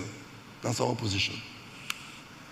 Thank you, Dr. Rowley. I see we have a question here at the front. Name and location, please. Good night, Honorable Prime Minister. Good night. Colleague Vincent from Arima. A major concern has been crime in the country and the safety. And I'm guessing that's why there has been the empty thematic comments. And I'm asking, what is local government going to do to address this? And how do we reject this comment of empty thematic other than voting on August 14th? Well, as I said a little earlier on, there is some role for local government with respect to supporting and strengthening our initiatives for safety and security, largely in patrolling and in assisting the national police with information and cooperation in law enforcement. So that's a given. This conversation about crime and criminality is not new or unknown to the people of Trinidad and Tobago. All of us who live in this country would have seen the escalation of criminal conduct over the years and an increased number of people engage in criminality, which many times result in violent crime. That's a given. We don't need people to come on a political platform and re-traumatize the country by showing you somebody killing somebody or somebody being the victim of a heinous crime. We all have experienced that, we all know that. So that approach is fear-mongering that is unnecessary. what we expect, if you really want to contribute to our approach in responding to the criminal element, which we have to do, is to tell us something useful that we can engage. But what you're talking about, empty the matic and empty the clip and that, all of that is unfortunately a script that somebody wrote for the opposition leader who went off and made a fool of herself.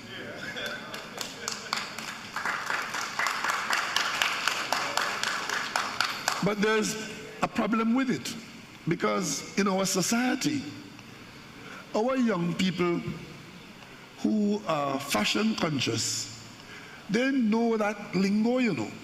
They know what that means. And when you bring that to center stage and bring it on a political platform to be part of your speech, you're not educating anybody. You're simply giving recognized rank to something that is detrimental and deleterious to our well-being. Because fortunately, the majority of our young people are not into that. And those who are into it, they know what they're choosing as their way of life. And unfortunately, it is that choice of the way of life that is part of our problem. So to give it rank on political platform is to tell me that you have nothing to contribute to the fight against crime. Nothing. Because the matic, the automatic, is illegal in this country. Some people recently have had access to it. And even the semi-automatic that they're telling you, well, it's not automatic, but could tell you about how many rounds you could discharge in a second, right? And you need to elect them to help you discharge an equivalent amount to protect yourself and such rubbish, right? People have got their hands on semi-automatic weapons, and the same people who know it is illegal to have automatic weapons like that have sold them and given them permits to get gun parts to convert their semi-automatic to automatic. That's what has been happening in Trinidad and Tobago. And incidentally, the very said voices that are trying to tell you that as a solution and an identification of the problem have some responsibility for creating it. So I'm not impressed with the lingo of Trinidad. I don't encourage young people to go down that road. It's still a free country, and as long as the law is not broken, people are entitled to do what they want to do. But there are consequences to subcultures that damage you if you believe that you could play with them, use them for self-purposes, and not end up contributing to the existence and sustenance of such damaging subcultures. Thank you, Dr. Rowley. I open the floor again to maybe one or two more questions, if we have. But while we wait, I have a question, Dr. Rowley, from Angela Marcel Figaro, who is asking, who will be supervising the councillors and be responsible for management of policies and procedures, transparency and accountability? Does the buck stop with the councillor or the corporation? Well, any councillor is part of a corporation, and the corporation is a legal entity. And legal entities have their layers of responsibility. There would still be at the central government a ministry of local government to ensure that that responsibility of what goes on at local government is done as an element of cabinet responsibility. Because ultimately, it is the cabinet of the country under the Constitution that has a responsibility to ensure that these things happen. But you don't want the ministry to be running the corporation at the corporation level. So when you put management in the corporation, the councillors will be part of a legal body, and there are laws and regulations that will govern their conduct and the reporting, whether it's to do with the handling of monies, the spending of monies, the use of authority. Those things are all covered by laws. Okay, thank you, Dr. Rowley. Ladies and gentlemen, I think we have enough time for maybe one or two more questions, if you all are so inclined. We have a question at the front here, sir. Good night, everyone. All protocol observed. I just have a statement to make. Matthew DeBeek, Barataria, San Juan. And it simply is, if we continue to do things the same way, we will continue to get the same results. If we want to see improvement or to get different results, we have to do things differently. I think that's local government reform in context. So those on the other side who they are playing that they want to get different results but continue to do things the same way, is just wishful thinking. You cannot plant peas and get corn. Thank you. Yeah, we have a question here. Pleasant good night. All protocols observed. I didn't plan to really say anything, but I felt I should make this statement or ask this question. I've been involved in a local government practitioner for about 20 years, 17 years as a councillor and 3 years as an alderman appointed by Dr. Rowley as an alderman.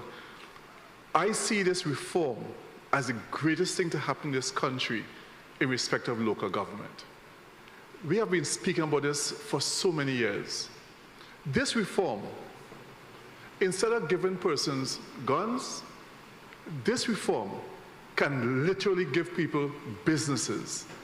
By the empowering of the various corporations, they will now be able to actually facilitate something like what Foster Cummins is doing in his ministry.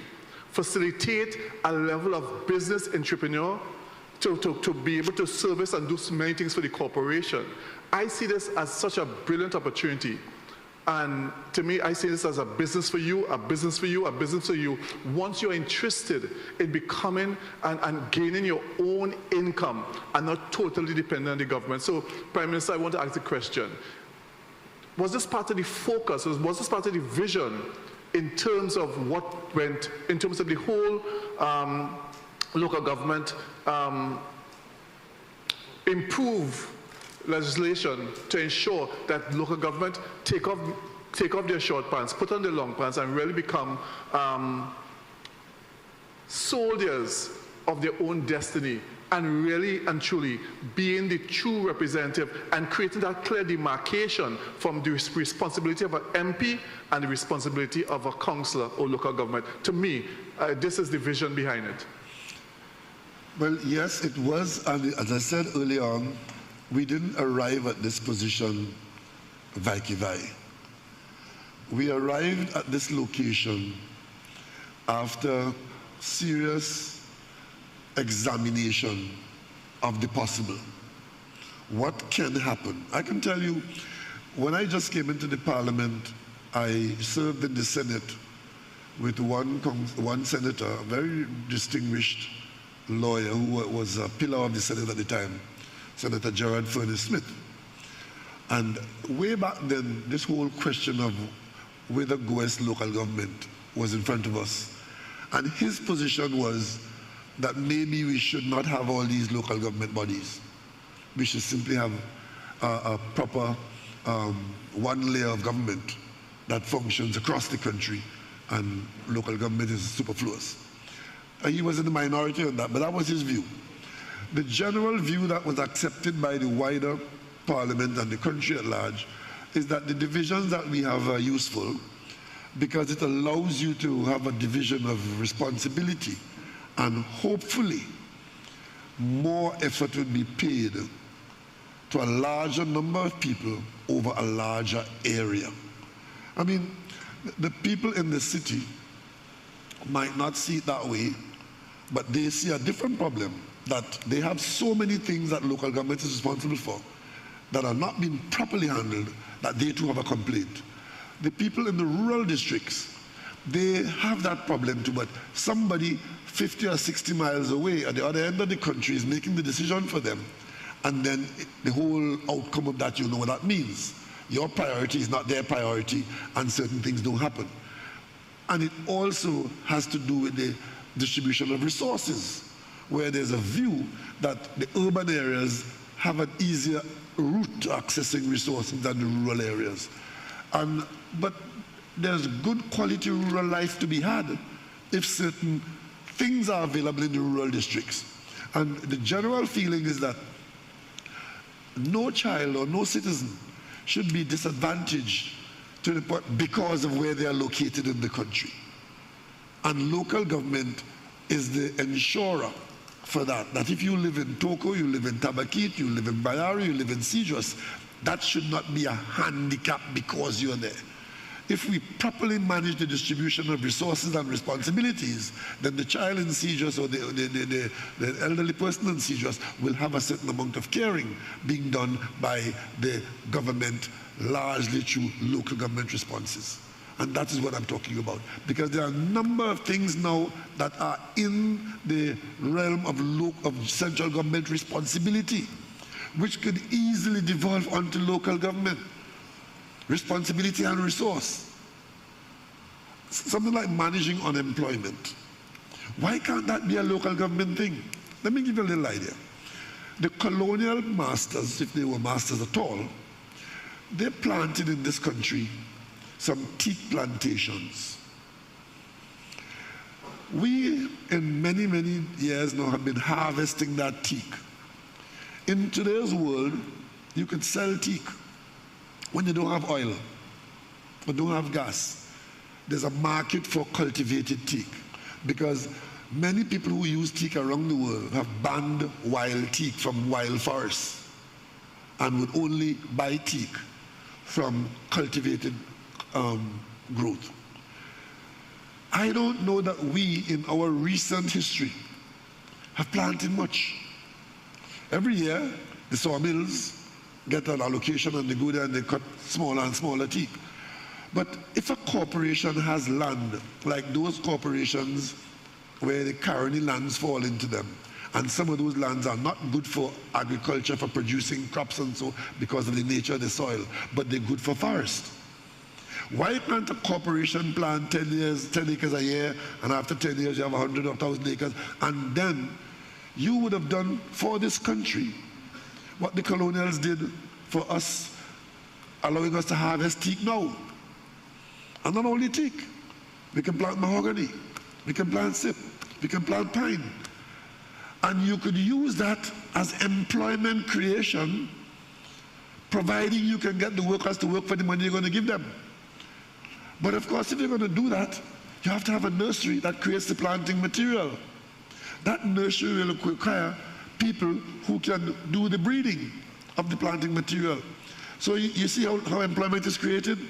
And certain technical skills are required if you are going to have a lab that generates the planting material. Because a certain kind of skill would be required. Our universities can be involved in helping to produce the planting material. And then by the time the seedlings are available, the saplings are available, then you have a planting crew. And then when you have a planting crew, you've got to protect them from fire, at least until they get established. And 10, 15 years of that, and you have hundreds of millions of dollars worth of cultivated teak in some of the corporations. You know, that's just one example of how a functioning corporation in a new unemployment. Who is unemployed in your district? Who doesn't have a job? What kind of skills do they have? Why can't a corporation have a database of all the people who are looking for a job in there, so you know what to say to the business community? And you will see people who, you know, I was talking to the king of the Ashanti this week. He's a farmer, incidentally. He's a farmer. In Ghana, he grows mangoes and processed mangoes for the juice. You know, mango comes seasonally, and when the season comes, you get the juice. And mango juice is being sold in Trinidad still. I'm not sure if it's local mango, but there's a mango juice that's being sold here. It's quite popular. And he said to me, but would you not like some of that to happen in Trinidad and Tobago? And I said, of course, yes. But I don't know how we operationalize that. But if we do have land available and we get help to plant mangoes for juices, who would be interested? Isn't that something that local government can encourage? You identify the land, you encourage the planting, and then after a few years you have crops and you got a business.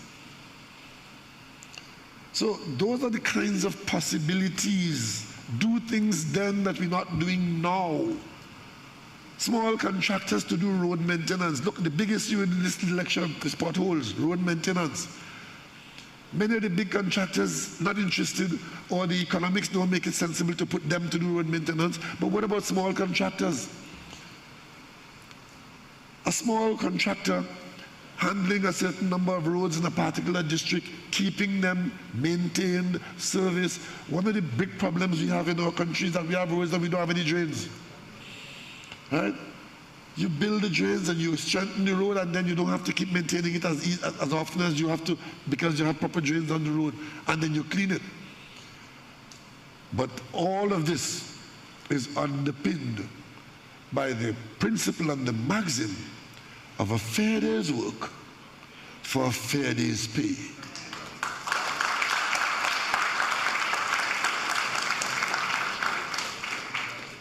So we can change things, as the gentleman just said a while ago. Change. And I could tell you, with this little comment that I keep at my desk, it says that success, which is what we're after, success requires change. Change brings conflict. And you have to manage that conflict to get that change to give you the success that you need. Saying to leave it so. Somebody asked me recently, if the UNC wins the local government election, what's going to happen to local government reform? Nothing. They say leave it so. Because if they're refusing to come to a consultation on the operationalization of the law, you think they'll be busy trying to implement? They will move heaven and earth to undermine it, to make sure it doesn't function. And that's why we're saying vote PNM into the corporations and let the PNM do it.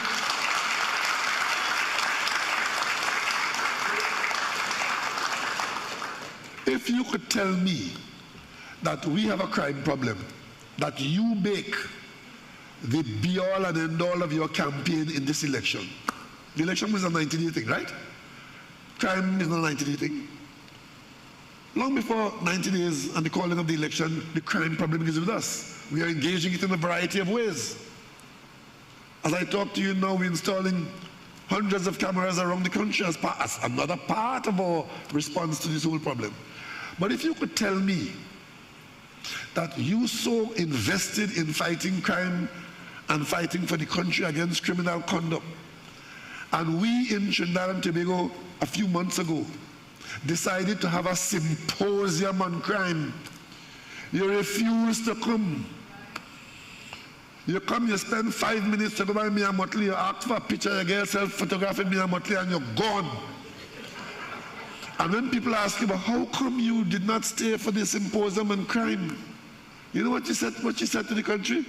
The Prime Minister tells she could only stay for the opening ceremony. Would you believe that? Who in this room believes that I told the opposition leader, who was invited to the symposium, that she could only stay for the opening ceremony? That symposium, which we labeled crime, violence as a public health issue, simply on the grounds that look at how many people are losing their lives as a result of violent crime in the country. And we've said if there was a disease that was killing that very many people on so many days, it would have been declared certifiable. So crime is a public health issue in this country. You know what they say? Nonsense. And the symposium is a talk shop. And they took no part. But an election is called, and they're in your ear, ying, ying, ying, ying, ying, ying, ying, ying, till they're talking about matic and empty clip. That's what the campaign ended up.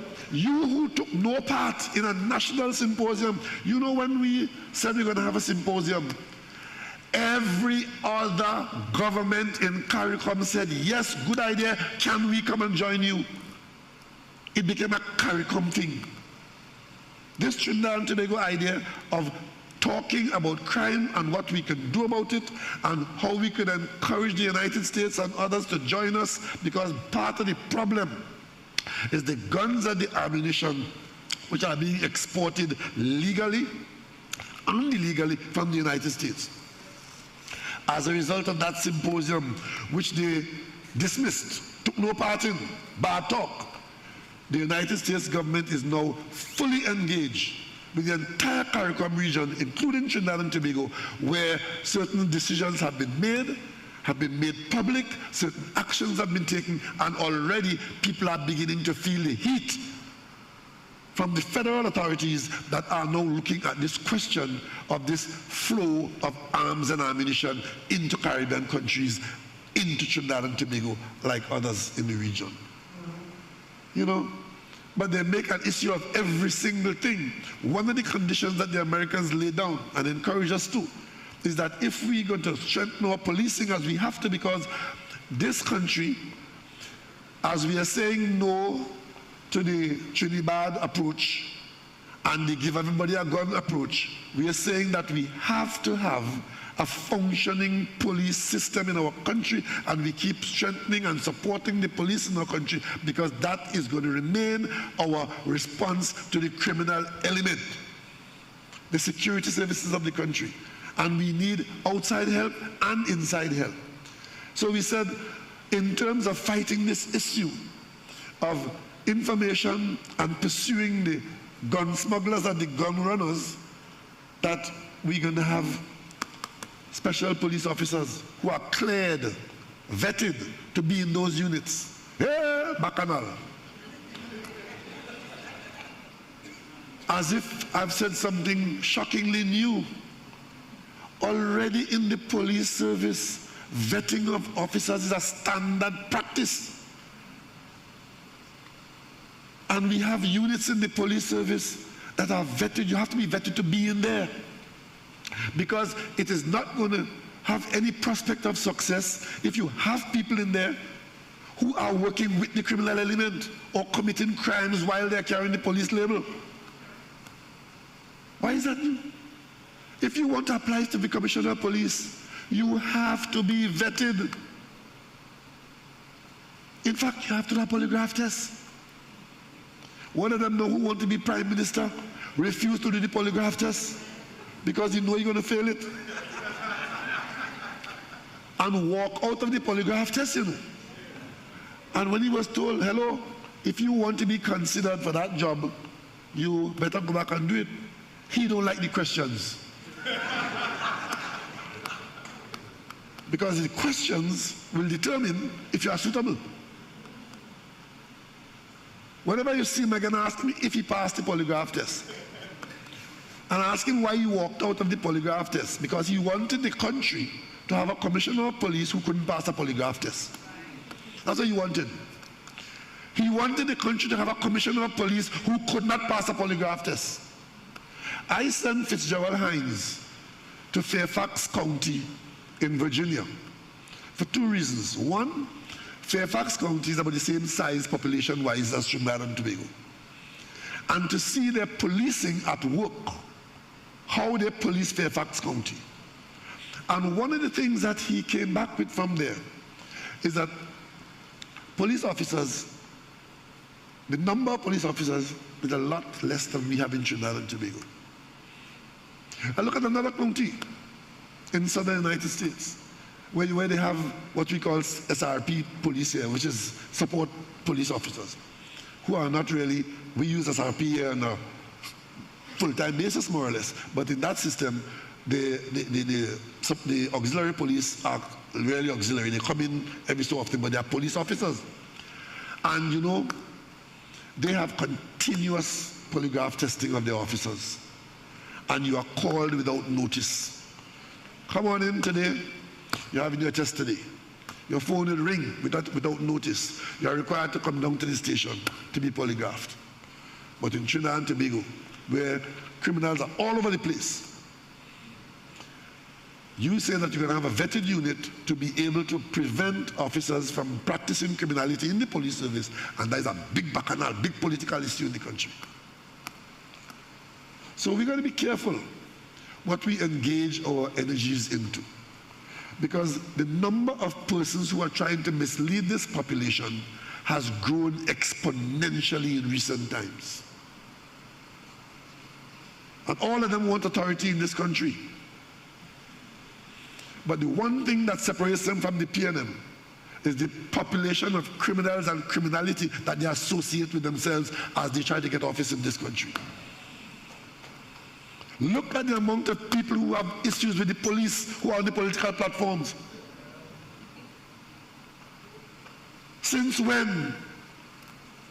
Since when is this country so cavalier with criminal conduct that you are comfortable with people who are on bail in the parliament? People who hiding from the courthouse on the platform asking you to vote for them, and coming and telling me nonsense that the saving of this country is by people of that ilk coming out in an election campaign, a local government election campaign. They're not discussing local government at all, just discussing their hatred of the PNM. You know why they hate the PNM so? Because the PNM stand between them and you. Because where they want to take you, the PNM stands between them and you. Understand that very clearly. And that is why their entire campaign and their association with their associates, the only qualification they have and they want, that they must hate the PNM. Even when what they've said before condemn them to what they're saying now. But we have the PNM. We are proud of our organization, we are proud of our service, and we are proud of this country.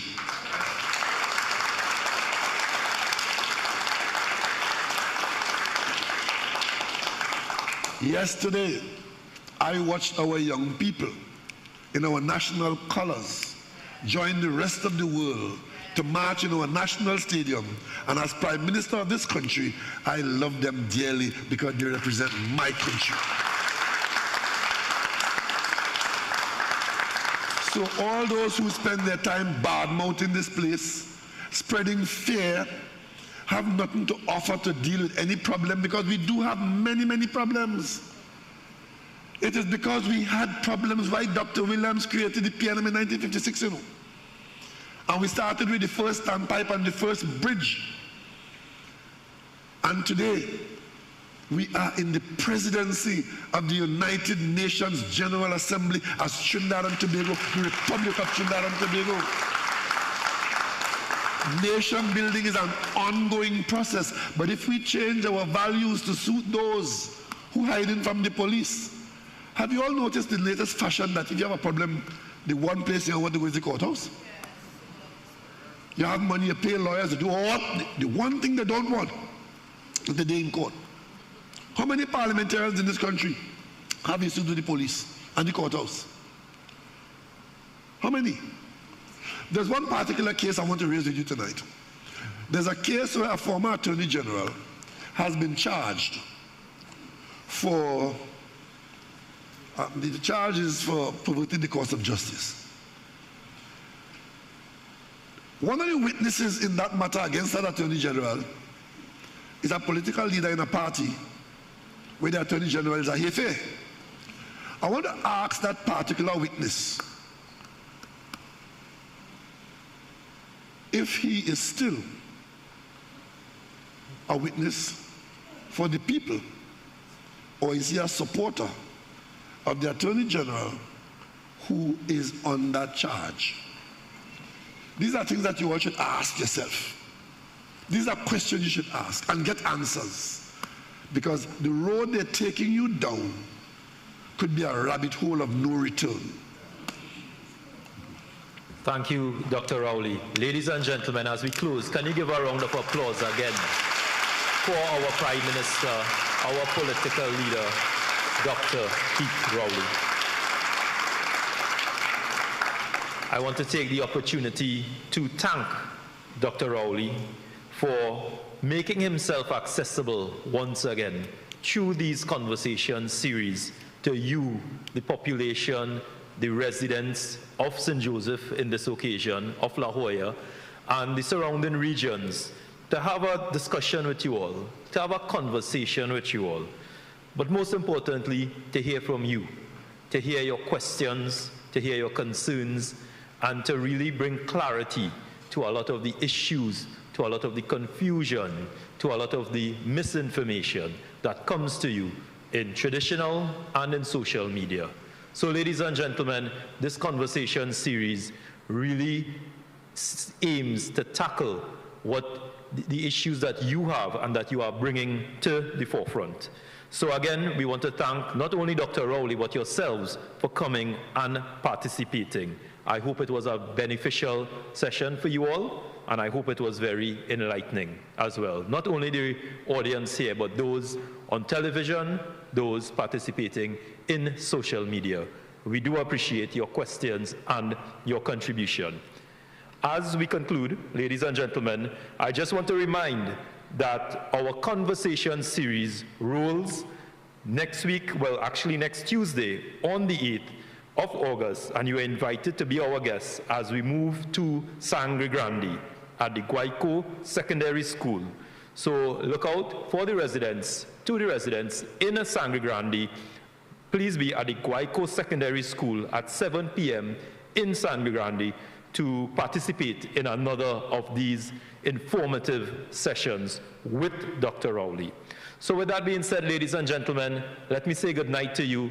Let me bid you safe travels home, and let me thank you all again for coming and participating in conversations with Dr. Rowley. Thank you and good night.